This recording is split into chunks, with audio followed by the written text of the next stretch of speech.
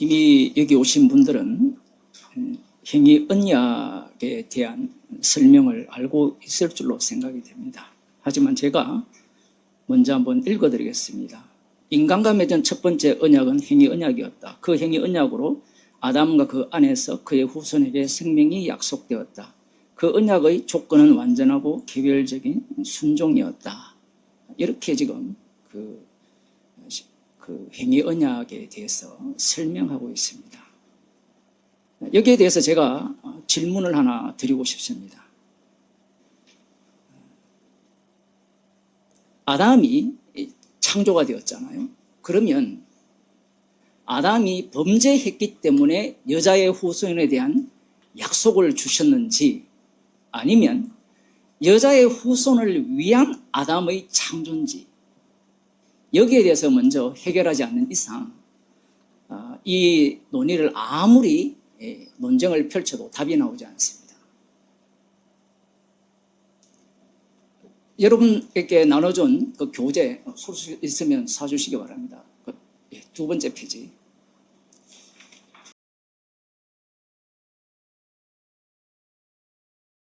거기에 보면 제가 마태복음 1장 2절에서 16절에 대한 도표를 그려놓았습니다. 그리고 9페이지에는 누가복음에 대한 도표를 그려놓았습니다.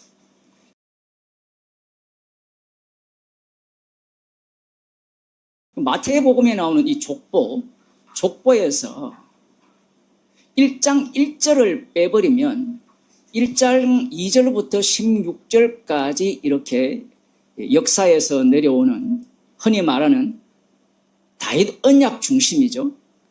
아브라함 언약 중심으로 이렇게 진행되는 그 과정이 마태복음에서 펼쳐지고 있습니다. 제가 그 강의 교환에 1장 1절과 1장 2절부터 16절을 분리한 이유는 아브라함과 다윗의 자손 예수 그리스도의 세계라. 물론 헬라어 성경에는 다윗이 먼저 나오는데 그건 사실 뭐 중요하다면 중요한데 그 표를 보여주세요. 1장 1절을 제대로 해석해야 1장 2절부터 16절이 해석이 되고요. 누가복음으로 가게 되면 아예 노골적으로 출발을 세례 요한으로부터 세례를 받으시면서 아들이라고 칭함을 받은 이후에 예수님의 족보를 하나님까지 올라가게 됩니다. 이 차이점이 무엇이냐라는 거죠. 그래서 제가 그 첫 번째 도표에서 8페이지에 나오는 도표에서 출발을 어디에서 잡느냐 하면 창세 전부터 잡습니다. 이미 잠언서에도 지혜를 가져셨다라고 창세전 얘기가 말씀이 나오고요. 시편에도 나옵니다. 그리고 시편 93편 2편에는 여호와의 통치가 창세전부터 있었다라고 말씀하고 있어요. 이런 말씀들이 굉장히 중요합니다. 여기서 조금 뛰어넘어서 제가 질문을 또 하나 드릴게요. 신약 성경에 여호와가 나옵니까? 안 나옵니까? 안 나오죠. 이게 굉장히 중요합니다.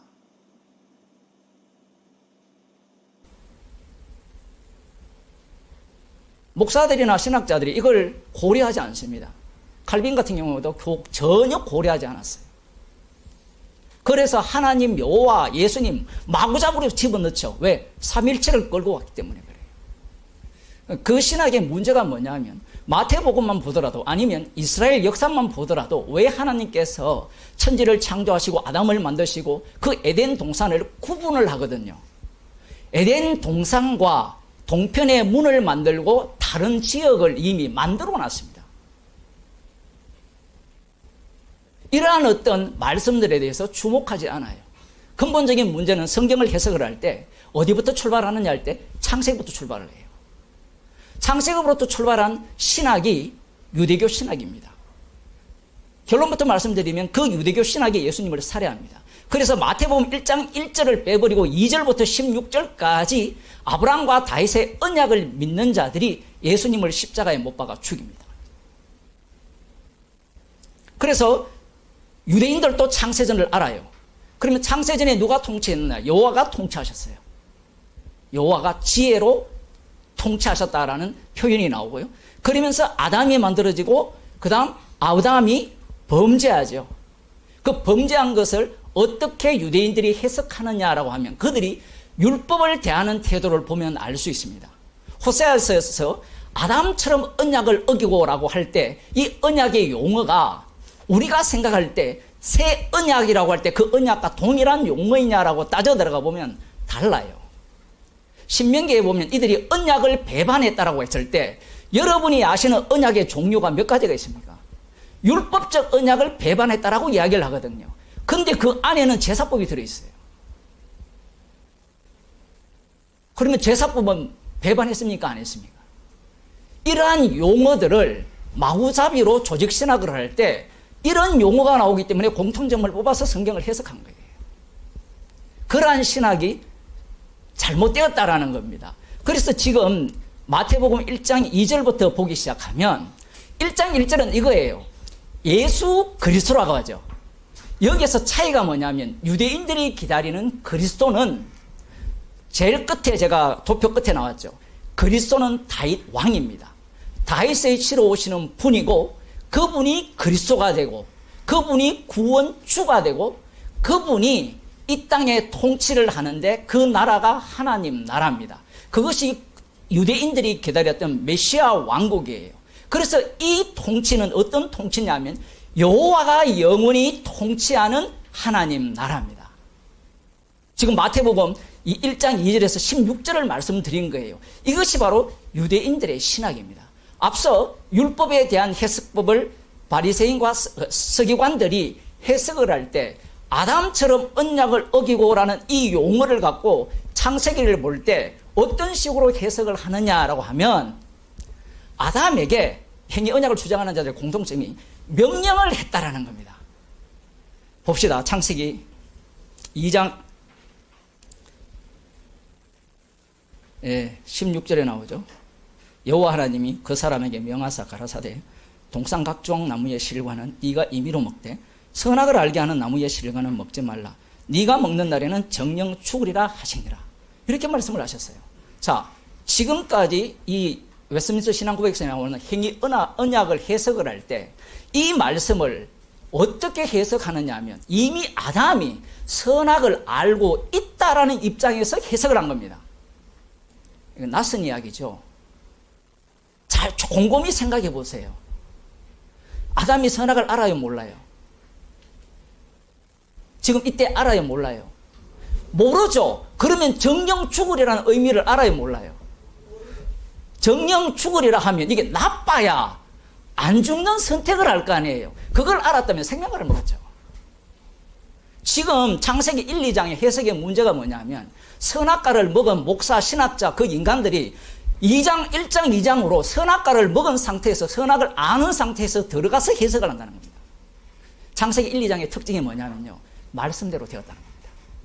여기에 빛이 있으라 할 때 빛이 손들고 있는 게 선입니까? 없는 게 선입니까? 물었어요? 안 물었어요? 안 물었죠? 굉장히 중요합니다. 첫째 날, 둘째 날, 셋째 날, 넷째 날, 다섯째 날, 여섯째 날 사람을 만드실 때 물었어요? 내 너를 만들어 흙으로 만드는 이후에 호흡을 불어넣어 주겠다. 좋으냐? 물었어요? 아무것도 묻지 않습니다. 왜냐하면 이 1장, 2장의 세계는 말씀대로 되어지는 세계이기 때문에 그래요. 그러면 이 말씀대로 되어지는 세계는 범죄하기 전이잖아요. 그러면 말씀대로 되어지는 세계가 뭐냐는 이후에 최종적인 심판자가 등장하죠. 그분이 바로 그리스도 예수입니다. 이것이 누가복음과 마태복음 1장 1절의 차이예요. 앞서 제가 마태복음 1장 2절부터 16절 끝부분에 그리스도가 다윗 왕이라고 했잖아요. 그런데 1장 1절을 넣어버리면 그리스도가 예수가 돼요. 그 예수는 그리스도가 될 때 그 사도행전 2장 36절입니까? 너희가 십자가에 못 박은 이 예수를 주와 그리스도가 되게 하셨다가 돼요. 이렇게 되면 앞선 여호와의 영원한 통치가 하나님 나라가 어떻게 바뀌어버렸냐면 십자가에 못 박히신 예수님의 영원한 통치로 바뀌어버려요. 주가 바뀌어버립니다. 구약에는 심판주가 여호와예요. 그런데 이 여호와를 믿는 자들이 하나님의 아들을 살해합니다. 그것은 그 살해는 말씀대로 언약대로 이루기 위한 사례예요. 그럼 그 언약이 무엇이냐? 시편 110편에 나오는 아버지와 아들과의 약속이에요. 그 약속이 성취가 되려면 언약대로 예수님께서 자기 피로 새 언약을 세우셔야 된다는 겁니다. 유대인들이 가만히 있겠습니까? 심판 주가 바뀌었어요. 지금 마태복음 1장 2절부터 16절까지 해석이 16절까지 유대인들의 해석이 그런 해석으로 흐르게 됩니다. 다시 창세기로 들어와서 창세기에서 말씀대로 되어졌어요. 생육하고 번성하고 땅에 충만하라. 이게 약속입니까? 그냥 말씀입니까? 이것이 다른 거예요. 이것을 문화 사명이고 뭔가 하나님 나라의 목표를 이루기 위해서 이루려면요, 내가 선택을 할 수 있어야 돼요. 선악을 알아야만 이것이 옳고 그름이 판별이 되고 옳아야만 하나님 보시기에 선이 돼요. 지금 이 1, 2장의 세계는 그게 없어요. 생육하고 번성하고 땅에 충만하라. 앞서 16절에서 그 17절에서 명하셨죠.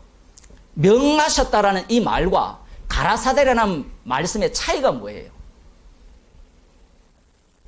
제가 이렇게 원래 설교도 문답식으로 하기 때문에 가라사대라는 말과 명하시다라는 차이가 뭐예요? 선악과를 하는 인간들은 명하시다라는 의미는 명령으로 듣죠. 그런데 이 세계는 선악이 없어요. 명령을 하든 지시를 하든 가르치든 말씀하든 모든 것이 하나님의 말씀의 세계예요.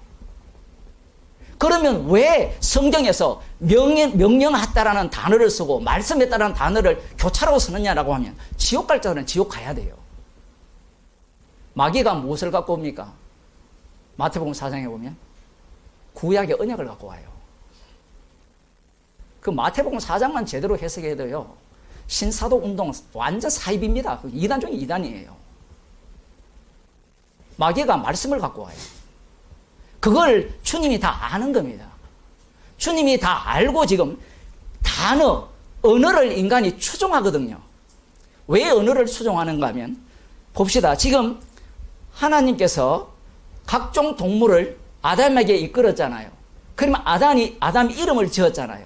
아담이 처음으로 여기서 발언을 합니다. 말을 합니다. 근데 이 말은 하나님의 말씀에 포함된 말이 되기 때문에 그대로 명명이 되어지고 그 말은 말씀이 돼요. 이걸 이해하셨어요? 말씀대로 되어졌기 때문에 코끼리라는 말을 했잖아요. 이 말은 말씀대로 되어진 그 말씀 세계 속에서의 말이라는 겁니다. 그 다음 여자를 데리고 오죠. 여자를 데리고 왔을 때 이는 내 뼈 중에 뼈요 내 살 중에 살이로다. 남자에게서 취하였으니 여자라 하리라. 이 말도 말씀대로입니다. 여기에는 어떠한 판단이 없어요. 판단을 한다는 것은 선악과를 먹었기 때문에 판단을 하는 겁니다. 이렇게 되면 행위 언약은 이미 다 깨져버리죠. 행위 언약의 가장 심각한 문제가 뭐냐면 그 행위 언약이 무엇과 관련되어 있는가 하면 능동순종과 관련되어 있어요. 능동순종과 관련되면서 마지막은 뭘 주장하느냐 하면요, 여러분 성화론 들었죠? 예수님의 율법을 온전히 지킴으로 말미암아 그 의가 우리에게 전가되었고 우리는 이미 의롭기 때문에 율법에 대해서 어떻게 해야 된다 합니까? 못 지키는데 지켜야 된다는 거예요. 이거 말도 안 되는 소리죠. 율법은 내게 대해서 전한다 했잖아요. 지금 마태복음 1장 1절 출발 자체가 예수 그리스도를 이야기해요. 율법과 선지자는 예수가 그리스도였음을 증거합니다. 여러분들이 아마 지금까지 배웠던 율법 개념과는 전혀 달라요. 율법 안에는 무엇이 들어있느냐 하면 구약에 의하면 여호와가 심판주 대신이 들어있어요. 율법의 완성은 사랑이죠. 율법을 완성하지 않으면 심판이죠. 그러면 이스라엘에게 율법을 주었을 때 그 율법이 완성이 되려면 심판도 나와야 되죠. 맞죠? 그 다음 또 뭐가 나와야 됩니까? 그 율법 안에 또 뭐가 있어요? 제사법이 또 들어있거든요. 죄용서도 나와야 돼요. 희생물도 나와야 돼요. 그리고 죄용서 받은 자기 백성이 새롭게 만들어지는 하나님의 아들. 출애굽기에 나오잖아요. 이스라엘을 아들로 만들잖아요. 유월절 어린 양의 피로. 그 아들도 나와야 됩니다. 그리고 이 모든 요소들이 최종적으로 말하고자 하는 바는 여호와가 심판주 되심을 증가하는 겁니다. 그게 구약에 나오는 이야기예요. 신약에는 그 심판주를 믿는, 여호와를 심판주로 믿는 자들이 남은 자들이거든요. 남은 자들이 예수님을 십자가에 못 박아 죽여버립니다. 그 죽임 당한 분이 심판주가 돼요. 지금 예수님께서 요한복음 19장 30절에서 십자가에서 다 이루었다고 하셨거든요. 그래서 마태복음 1장 1절을 제가 그렇게 설명했는데, 누가복음은 거꾸로 올라가잖아요. 거꾸로 올라가는 것이 우리는 그냥 뭐 족보가 약간 다르게 올라가는구나, 하나님까지 도달했구나, 이렇게만 생각을 하잖아요. 그런데 예수님이 누가 돼요? 십자가에 못 박힌 예수님이 심판주가 되죠. 요한복음 5장에는 인자됨을 인하여 심판하는 권세를 가집니다. 다시 말씀드립니다. 구약에는 여호와가 심판주예요. 우리는 지금 이방인이기 때문에 이 차이가 얼마나 큰지를 몰라요. 유대인들이 이 얘기를 들으면 이 차이는요, 마귀 새끼입니다. 인자됨을 인하여 심판주가 된다 하면 뭘 부정하느냐 하면 여호와 하나님은 하나뿐인 하나님이라 했거든요. 신명기에. 근데 예수님이 아들로서 하나님이라 해버렸잖아요. 그러면 하나뿐인 하나님이 어떻게 돼요? 묵살당해요. 묵살당해요. 이단들이 조금 근처까지 갔어요. 근처까지 갔는데 성령을 못 받으니까 어떻게 해버립니까? 예수를 이단으로 날려버리든지 아니면 구약 여호와를 날려버리죠. 그 둘 다 날리는 게 아니거든요. 그 과정 속에 주님은 다 집어넣게 돼요. 예수님께서 십자가에서 다 이루신 이야기가 누가복음 3장 21절부터 출발을 해요. 아까 제가 시작할 때 말씀드렸죠. 물세례 받고 올라오실 때 뭐라고 하는가 하면, 이는 내 사랑하는 아들이요, 내 사랑하는 아들이요, 내 기뻐하는 자라 했어요. 그러니까 아들과 기뻐하는 자는 물세례 받고 올라와야 되고 성령을 받아야 됩니다. 성령은 물세례 받은 그분을 어디로 끌고 갑니까? 십자가로 끌고 가죠. 성령 충만 받았으면 십자가로 갑니다. 성령 충만 받았으면 랄라리 춤을 추는 게 아니에요. 예수님이 성령의 인도하심을 받아 어디로 갑니까? 마귀가 있는 광야로 가죠. 그 마귀가 있는 광야로 갔다가 어디로 갑니까? 마귀가 예수님을 떠나 어디로 가요? 제자들 속으로 들어가고 유대인 속으로 들어가잖아요. 예수님이 어디로 갑니까? 성령에 의해서. 그들 속으로 내몰리죠. 자기 자신이 인자됨을 인하여 심판주가 되었다는 것을 전할 때 남은 자 유대인이라고 하는 자들, 여호와의 통치가 영원할 것을 기다리는 자들, 여기 70일에가 나오잖아요. 70일의 완성을 기다리는 자들이 예수님을 죽여버립니다. 예수님은, 성경은 내게 대해서 전한다고 말씀하셨어요. 그렇게 된다면 아담은 누구를 위해 만들어졌느냐라고 하면, 행위 언약에서 순종하면 뭐라고 합니까? 표현, 후손에게 생명이 약속되었다. 성경에 없어요. 생명에 약속됐다는 게 없어요. 그런데 왜 그걸 집어넣느냐 하면, 순종하면 생명이 약속되면 이걸 어디로 끌고 오느냐 하면 예수님의 능동 순종을 갖고 우리에게 생명을 준다라고 끌고 와요. 이렇게 되면 예수님의 십자가는, 여자의 후손은 타락한 아담을 살리기 위한 시답밖에 안 돼요. 그게 유대교입니다. 여호와 하나님께서 아브라함과 이삭과 야곱에게 언약을 하시고 그 언약을 통해 이스라엘을 애굽에서 구출을 하시죠. 구출을 하셔서 그들을 아들로 만들 때 이 이스라엘의 사고방식은 첫째 아담의 사고방식을 갖고 있거든요. 첫째 아담의 사고방식을 지금 말씀드리겠습니다. 첫째 아담은, 잘 보세요. 하나님께서 3장 15절에서 뭘 말씀하시는가 하면, 여자의 후손이 뱀의 머리를 상하게 할 것이고 그 뱀은 여자의 후손의 발꿈치를 물 거라 했습니다. 약속이죠. 그런데 하나님의 말씀입니다. 이 말씀은 앞서 1, 2장에서 하나님의 말씀은 누가 이룹니까? 누가 이룹니까? 하나님이 이루죠. 보시기에 좋았더라면, 끝까지 보시기에 좋았더라는 이 내용은 하나님이 친히 이룹니다. 그러면 이 약속을 하나님이 이룬다고 믿어야 되는데, 선악과를 먹은 자들은 이제 본격적으로 하나님의 말씀을 자기 언어로 바꿉니다. 그 대표 중에 하나가 뭐냐면 여자의 이름을 생명으로 바꾸죠. 왜 바꿨을까요? 우리는 이 본문을 대부분 긍정적으로 해석을 하잖아요. 약속을 믿었다. 그래, 약속을 믿었기 때문에 예수님을 십자가에 못 박아 죽였습니다. 그걸 아셔야 돼요. 하나님의 약속은 어떻게 이렇게 뒤바뀌느냐 하면 약속을 주십니다. 그러면 아담이 해석을 해요. 그래서 여자를 생명으로 바꾸죠. 그 다음 이제 어떤 내용이 나오는가 하면 그 다음 여자가 이제 그 다음 말들이 다 말입니다. 자기 선악을 아는 입장에서 말이 쏟아져요. 선악을 입장에서 하는 말들은 모두가 다 나를 위함이에요. 우리 자신을 보게 되면 여러분이 쏟아내는 모든 말들은 나를 위한 거예요. 심지어 설교조차도, 복음을 전하는 것조차도 나를 위한 것이 아닌 게 없습니다. 아니, 목사님 복음을 전하는데 어떻게 나를 위한 겁니까?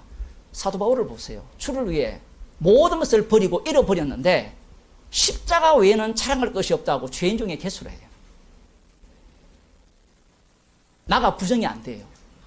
복음을 전하면 전할수록 더 부정이 안 돼요.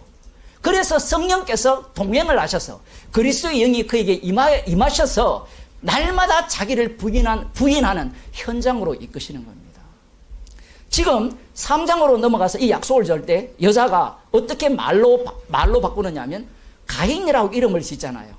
가인이라고 이름을 짓는 것은 내가 여호와께로 말미암아 덕남하였다. 한때 이 해석 갖고 막 사람들이 흥분을 냈잖아요. 여호와로 말미암았느냐 안 그러면 여호와께로 말미암았느냐 이것 갖고 막 논쟁을 해요. 여러분 다 한번 보셨죠? 공부를 했었으니까. 이거 아무 의미가 없어요. 중요한 것은 이 여자 하와는 이 가인을 약속의 자손으로 봤다는 겁니다. 자기 해석이에요. 놀랍게도 자기 해석을 갖고 있기 때문에 아벨이 태어나니까 둘째가 태어나니까 허무하다라고 지어버리는 거예요. 분명히 3장 15절은 약속대로 단수입니다. 남성 단수. 우리는 이거 그럴 수도 있지라고 생각을 하는데 아담과 이 하와의 입장에서는 하나님의 말씀이기 때문에 원래 인간은 악마적인 게 이런 거예요. 바리새인과 서기관들이 청개구리잖아요. 진짜 오셔서 믿으라고 하니까 안 믿잖아요. 그러면서 뭘 믿습니까? 구약의 약속을 붙들고 있는 거예요. 똑같습니다. 여자의 후손이 와서 뱀의 머리를 상하게 하고 뱀이 여자의 후손의 발꿈치를 물다고 하니까 이들의 지금 탐심은 어디를 향하느냐 하면 에덴 동산을 향하게 되어 있습니다. 그러면 이 여자의 후손이 오면 에덴 동산으로 들어갈 수 있다는 기대를 갖고 있는 거예요. 그런데 놀랍게도 둘째가 태어나니까 험하다고 하면서 험한 자를 누가 죽여버립니까? 가인이 죽여버려요. 하나님이 아벨과 그 제물을 받으셨는데 받은 자를 죽여버립니다. 여기에서 더 나갈 수도 있지만 제가 지금 말씀드리는 것은 하나님의 말씀을 인간이 어떤 식으로 해석하느냐예요. 그래서 말씀대로 믿자라는 것이 얼마나 악마적이냐 얘기예요. 거기 창세기 보면 다 나와요. 아브라함이 믿었잖아요. 믿어서 뭐 했습니까? 이게 로마서 4장 해석의 관건이거든요. 아브라함이 믿었잖아요. 믿어서 뭐 했어요? 창세기 15장에서. 16장에 누굴 낳습니까? 약속의 자녀를 핍박하는 조롱하는 이스마엘을 낳아요. 그게 인간의 믿음의 현실이에요. 그러니까 로마서 4장에 나오는 아브라함의 믿음을 본받았다 했을 때는 그 믿음은 무엇이 담겨 있느냐면 아브라함을 똑같이 본받아야 되고 거기 다윗도 나오잖아요. 다윗도 똑같이 본받아야 돼요. 나는 아니요가 담겨 있는 겁니다. 나의 믿음은 예수님을 살해하는 믿음 뿐이에요. 십자가의 능력이 구원한다는 겁니다. 그게 믿음이에요. 그래서 지금 행위 언약의 문제가 뭐냐면 출발을 어디부터 하느냐면 창세기부터 해요. 그런데 누가복음이나 마태복음은요 예수님으로부터 출발을 해요. 예수님이 그리스도다. 물세례 받고 올라오시는 분이 참 아들이다.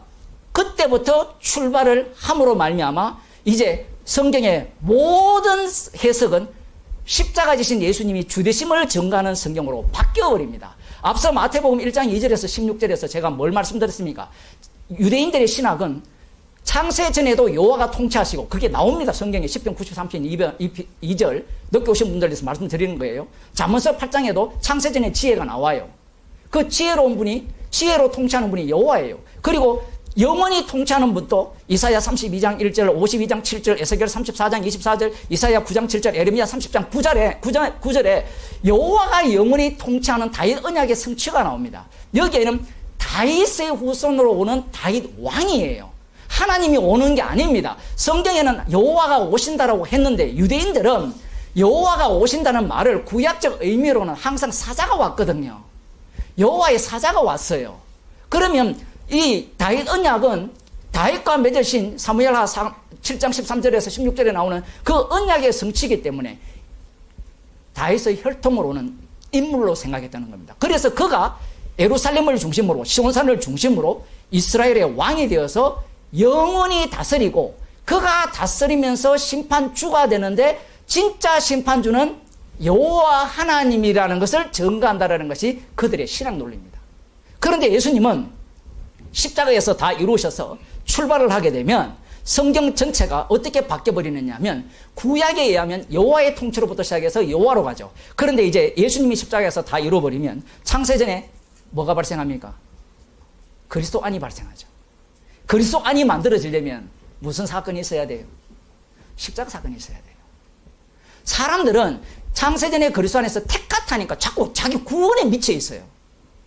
지금 아담을 만드신 목적이 여자의 후손이죠. 그럼 여자의 후손이 오면 여자의 후손이 예수님이 십자가에 못 박혀 죽으시잖아요. 그 죽으신 분이 어떤 분이 되느냐면 심판주가 돼요. 심판주가 되면 지옥 갈 자와 천국 갈 자를 본인이 친히 결정을 합니다.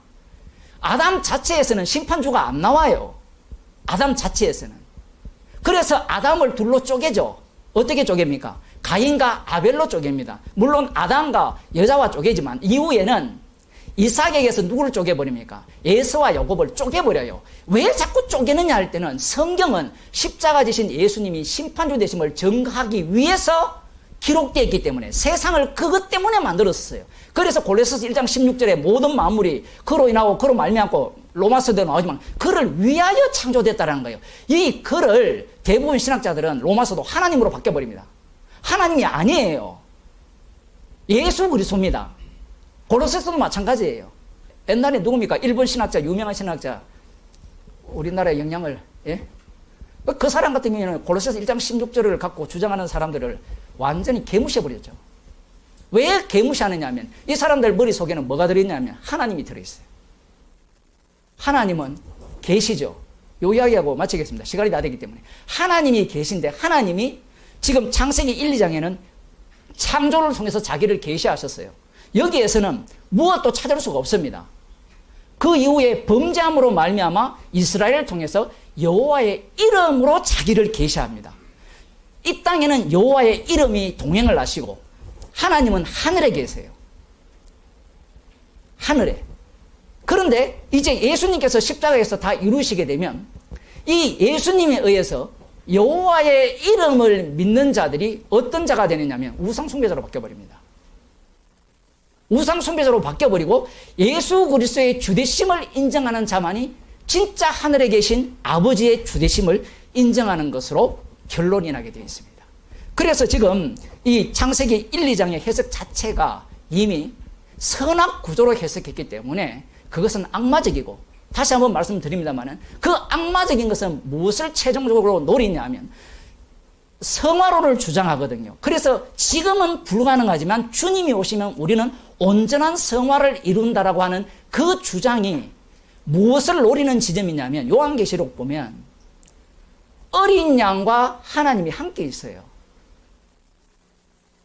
이 사람들의 문제가 뭐냐면 고린도서 15장에 나오는 아버지께 바칠 때라 이것도 엉터리의 쓰기거든요. 뭐 이것까지 하면 또 시간이 많이 걸리니까 아버지께 바쳐버리면 십자가신 예수님은 꺼져가 돼요. 이제 주님이 재림하면 우리가 온전하게 성화를 이루면 십자가가 필요합니까? 안 필요합니까? 어린 양을 왜 필요해요? 이게 박진년 신학이거든요. 예수님의 피를 이용하여서 우리가 그리스도가 된다는 거예요. 이것도 저기 대구에 있는 우리는 작은 예수다 해가지고 주장하는 그 인간들과 똑같아요. 이들의 노리는 바가 뭐냐면 창세전의 아버지와 아들과의 약속은 멜기세덱의 반차를 쫓은 자가 이 땅에서 왕으로 언제까지 내 원수로 발판되게 하기까지 왕노릇 하시면서 이 왕노릇이 최종적으로는 어떻게 드러납니까? 강림이 하실 때 그 주님이 이 땅에 오셔서 진짜라면 좀 이상, 이것도 진짜예요. 그것도 진짜고. 그 진짜 주되심의 그 모습을 드러내게 되어 있습니다. 그것이 뭐냐면 죽임당한 어린 양, 십자가에 못 박히신 그 모습으로 드러냅니다. 행위언약을 주장하는 자들은 최종적으로 뭘 삭제하느냐 하면 마지막에 능동순종 끌고 와서 마지막에 완전한 성화를 주장함으로 말미암아 예수님의 죽으심을 노골적으로 제거하고자 하는 겁니다. 그래서 제가 행위언약의 허구성을 말씀드리는 겁니다. 마치겠습니다. 수고하셨습니다. 정석훈 박사님의 왜 행위언약은 허구인가라고 하는 주제를 발표했습니다. 처음에 이렇게 도입에 어려울 수도 있겠지만 우리 책자를 잠깐 풀어서 놓은 것이 있기 때문에 자세히 한번 이게 꼼꼼히 읽어보시면 흐름을 알게 됩니다. 우리의 모든 것은 역사적 전철로 우리가 역사주의라고 하는 거 있잖아요. 역사의식으로 성경을 들여다보면 역사 이야기밖에 안 나와요. 그런데 십자가를 통해서, 십자가 사건을 통해서 성경을 보면 우리 주님이 하신 일이 오롯이 드러나게 됩니다. 그래서 출발점이 우리 주님께서는 로마서 11장 36절에 말씀하신 바와 같이 처음도 주로 시작해서 주로 말미암고 주께로 돌아갈 때 처음도 주님이 시작하신 거예요. 아까 이제 행위언약이 인간이 먼저 시작했다가 안 되니까 주님이 그때서야 나서 가지고 개입해서 하는 것이 아니라 처음부터 주님이 계셨고 그 과정도 주님이 계시고 결론도 주님이 계시다는 내용으로 보는 말씀하신 걸로 들으시면 좋겠습니다.